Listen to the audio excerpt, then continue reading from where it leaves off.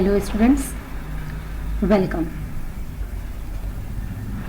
ये पिक्चर्स, ये इमेजेस देख रहे हैं आप? कौन है ये? Yes, very good. He is the president of our country. तो अब आप समझ गए होंगे कि आज हम इस वीडियो में प्रेसिडेंट के बारे में पढ़ेंगे। प्रेसिडेंट कैसे इलेक्ट होता है, उसकी एक्चुअल पोजीशन क्या होती है, उसके पावर एंड फंक्शंस क्या होते हैं, इन सभी चीजों को हम आज अपने इस वीडियो में समझने की कोशिश करेंगे।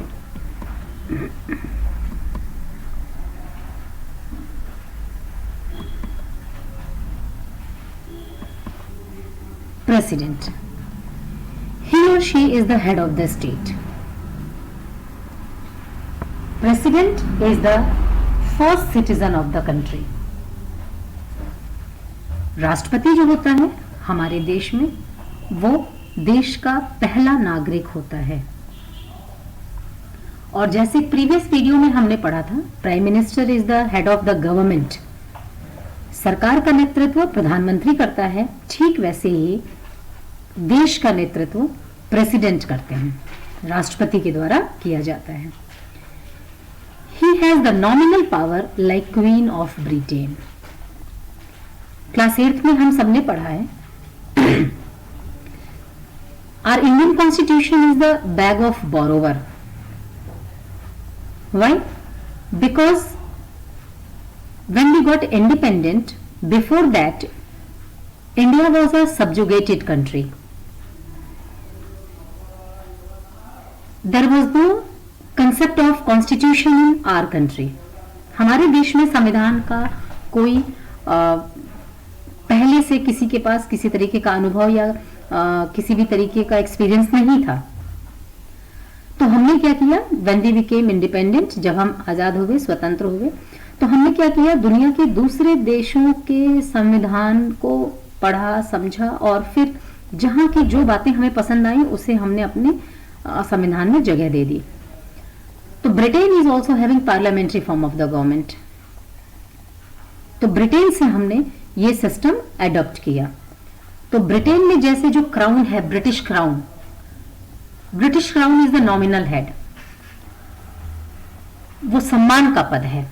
जितनी जिम्मेदारियां हैं वो सभी कुछ प्रधानमंत्री के द्वारा निभाई जाएंगी और निभाई जाती हैं, ब्रिटेन में भी और इंडिया में भी, because we both of us are having parliamentary form of the government.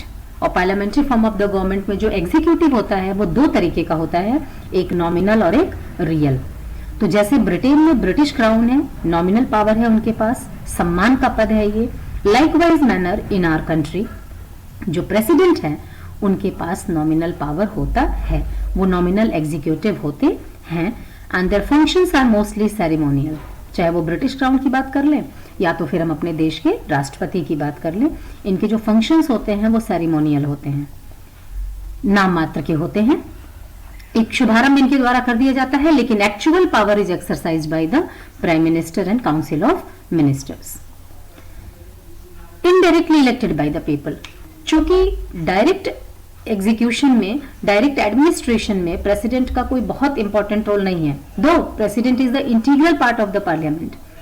President बहुत ही महत्वपूर्ण पद है, लेकिन उसके बावजूद इनका इलेक्शन इनडायरेक्टली इसलिए होता है क्योंकि ये डायरेक्टली पीपल से इनका कोई कनेक्शन नहीं है। Prime minister is playing the role between the council of ministers and president. और प्राइम मिनिस्टर के पास सुप्रीम पावर है, क्यों? क्योंकि जनता के द्वारा चुना हुआ है। तो ऑलरेडी एक इंस्टीट्यूशन हमारे पास है जिसको पीपल मैंडेट है। तो दूसरा जो एग्जीक्यूटिव है हमारे पास, इंस्टीट्यूशन है हमारे पास, वो नॉमिनल है और नॉमिनल होने की वजह से इनका इलेक्शन इनडायरेक्टली होता है। कौन इलेक्ट करता है इनको? Elected MPs and MLAs. MPs मतलब मेंबर ऑफ पार्लियामेंट हो गए, member of Lok Sabha and Rajya Sabha, और एमएलएज मतलब मेंबर ऑफ लेजिस्लेटिव असेंबलीज जो स्टेट में वर्क करते हैं। तो ये रिप्रेजेंटेटिव्स हमारे द्वारा चुने हुए हैं।